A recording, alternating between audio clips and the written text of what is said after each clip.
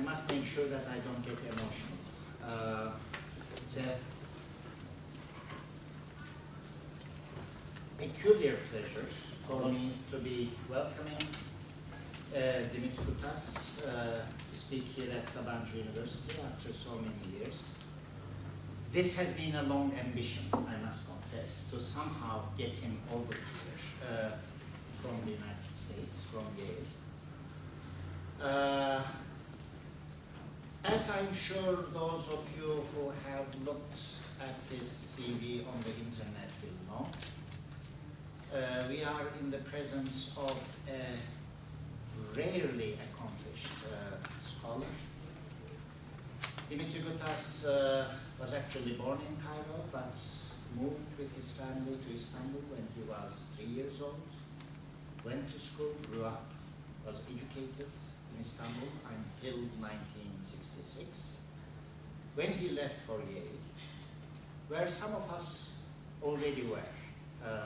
That is to say, I actually remember the very instant when he walked through the entrance gate of Ezra Stiles College at Yale, because it was late summer.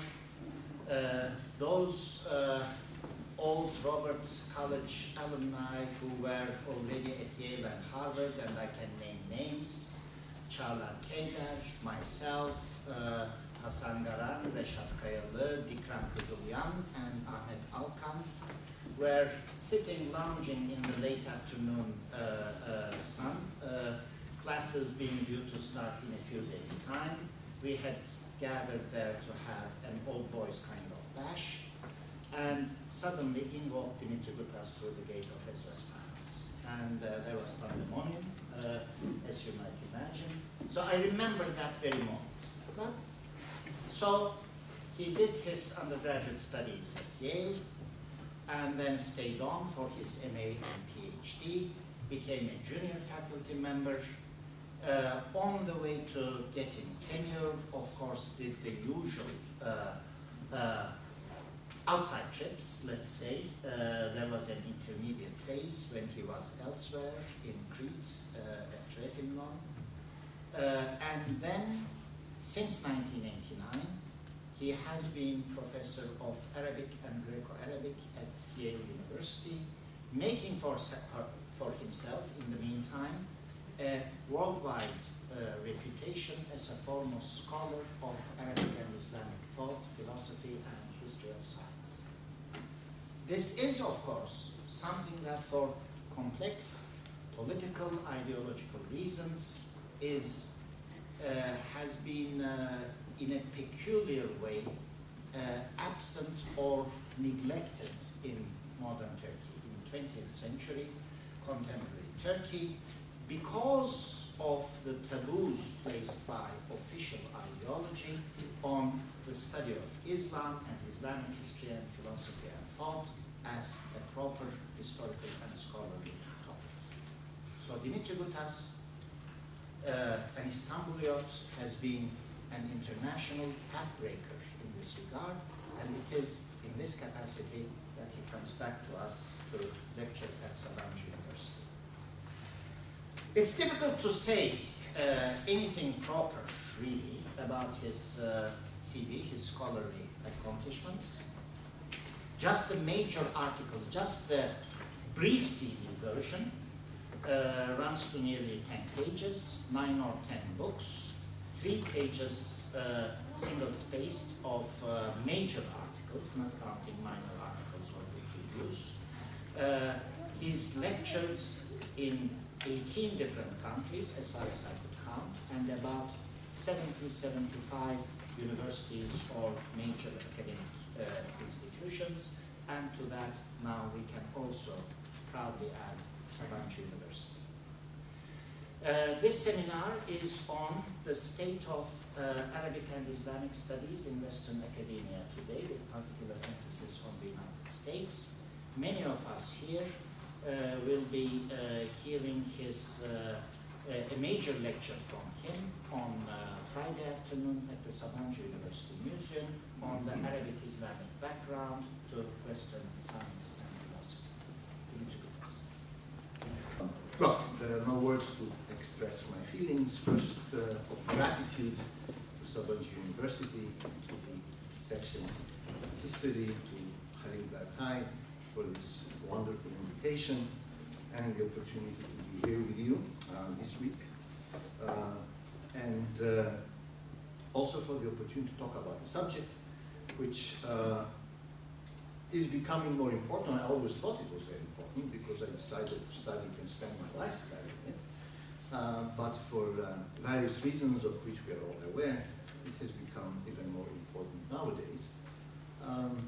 And so it makes it all the more difficult to navigate the difficult waters of academia and political world and ideological worlds, which I prefer.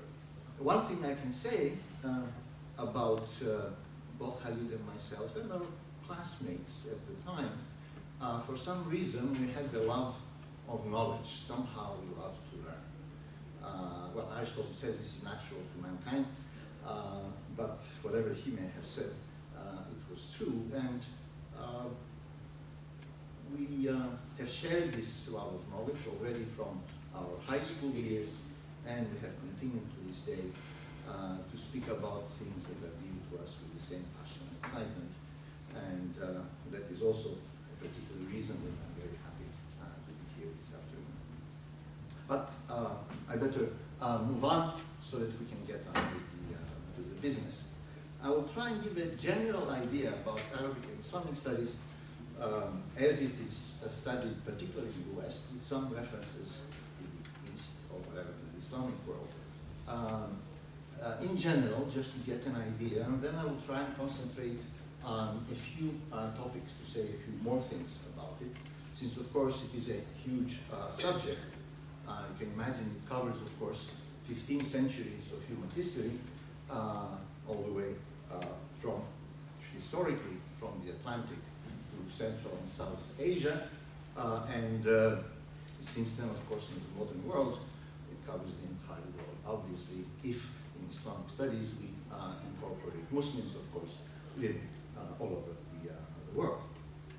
So this being therefore a very large subject, I could say some general ideas about its development and some of its orientations, and then try to say a few more specific things about a couple of subjects.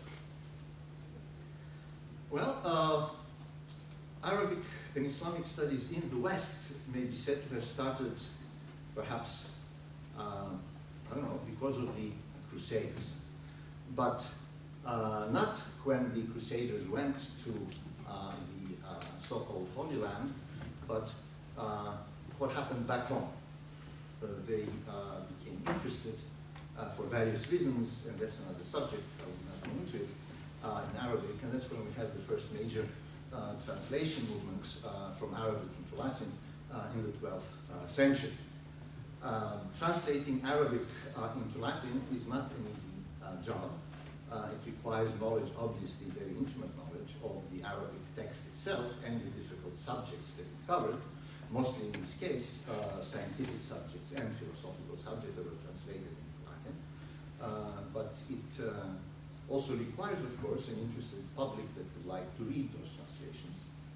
So there were, of course, people who mastered enough Arabic to do the job, some better, some worse, in their own environment.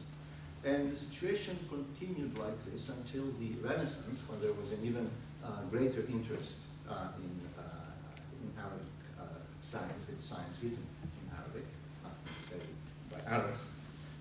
That's something, a different subject also. But we can say the academic study of Arabic and Islam in general may be said to have started around the 16th century with the expansion of Western European countries into the world, especially Northwestern Europe. And we should not be surprised if we read in the record that the first university to have a chair of Arabic studies was Leiden University in Holland in 1575. Holland at the time was becoming a maritime power and moving eastwards, and that was something that they were interested in. Over the following centuries, other major universities in Europe followed suit. Oxford, Paris, etc. And until the 19th century, the interest in Arabic studies was twofold, I think. One was exactly because of the expansion of the colonialist powers into the Islamic world, and the attendant interest, perhaps not benign, but whatever, the attendant interest in Arabic and Islam. But also because of developments within Europe itself and the appearance of Protestantism, in which the interest was to go back to the original Hebrew Bible, especially obviously among the Protestants, leaving behind the Vulgate, the old Latin translation that was used by the Catholics. Reading again this time the Hebrew Bible in the original and understanding what it says, again, that is not an easy matter. Reading any ancient text in an ancient language is not easy. But people were sophisticated enough philologically to realize that if they wanted to understand better the Hebrew Bible, they might as well start looking at other cognate Semitic languages, which might have same roots of words or some similar constructions that would provide some kind of insight into the structure and the meaning of the Hebrew Bible text. So there were these two major interests in Arabic and Islamic studies, I should say, until the 19th century, when we find the development of philology in most Western universities, and especially in Europe, we find for the first time really serious, or say, modern Islamic studies being studied, not for that much any particular reason, but for the subject matter itself. That it was something that was worth studying, the history and the language and the culture of the Muslim peoples, and in particular of the Arabs.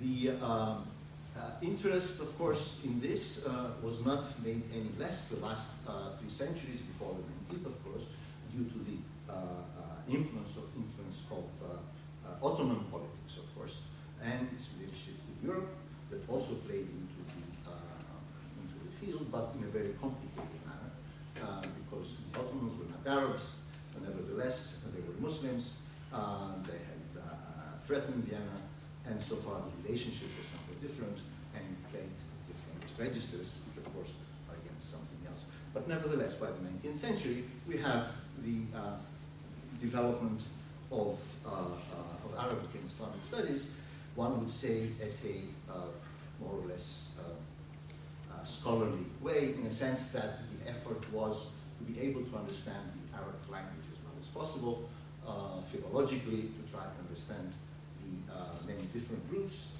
to try to understand the many different constructions, and also to try to draw up some kind